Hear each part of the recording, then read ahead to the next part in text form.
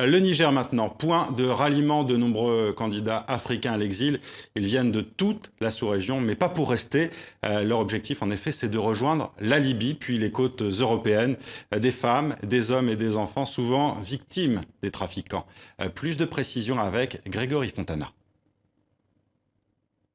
Cette fois-ci, c'est à Niamey que l'on dort à même le sol. La gare routière, devenue un gigantesque arrêt de bus à ciel ouvert pour migrants en transit. Dernière étape en date d'un long parcours semé d'embûches. Avant d'arriver là, il a fallu bien souvent traverser plusieurs pays. Et les côtes libyennes sont encore loin. Les pièges à déjouer, encore nombreux. C'est devenu maintenant obligatoire pour payer.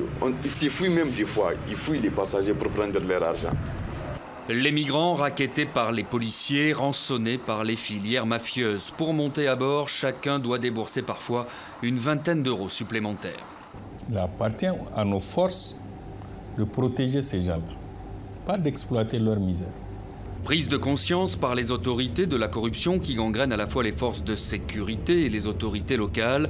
Alors récemment, l'arsenal législatif a été durci pour tenter de juguler ces comportements. Nous avons prévu, dans le cadre du trafic illicite de migrants, des peines allant de 1 à 30 ans d'emprisonnement ferme, la confiscation des bus pour les transporteurs. Plus de 100 000 personnes ont transité ces derniers mois par le Niger avec cette particularité qui complique la tâche des autorités. Les ressortissants issus d'une quinzaine de pays voisins n'ont pas besoin de visa pour entrer sur le sol nigérien.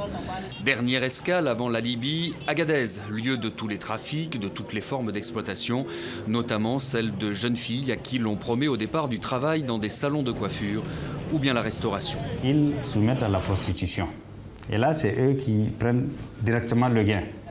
Après Agadez, le désert à perte de vue jusqu'à la frontière libyenne. Ce pick-up entassé de migrants peut rapporter aux passeurs jusqu'à 5 000 euros. Difficile de lutter contre ce type de trafic quand on est dans l'un des pays les plus pauvres du monde.